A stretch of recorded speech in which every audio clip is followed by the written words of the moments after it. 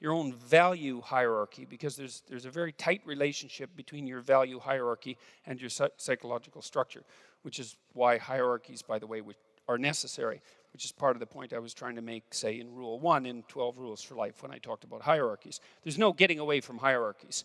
Because a hierarchy is a structure that tells you that one thing takes precedence over another, that one thing is more important than another, right? And if everything is of equal import, then nothing is more important than anything else, by definition. And then, well, what should you do?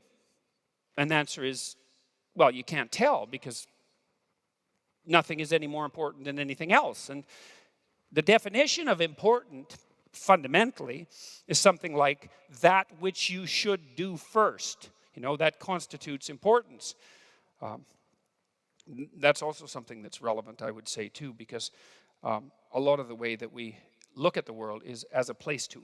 We look at the world as a place in which to act, and we make a lot of judgments about the nature of the world in terms of how we should structure our action. In fact, the theory that I am putting forth in general is a theory that's predicated on the notion that the essential way that we look at the world is as if it's a forum of action, like a dramatic forum, like a story. That's a good way of thinking about it, that we really do view ourselves and our place in the world as a story that's set in a narrative landscape.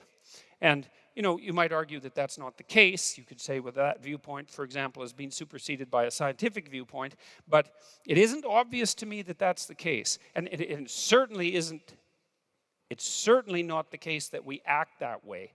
And it's certainly not the case that we structure our political systems that way. And it's certainly not the case that we treat each other that way, or that we think that way, or that we react emotionally that way. And so that's a lot.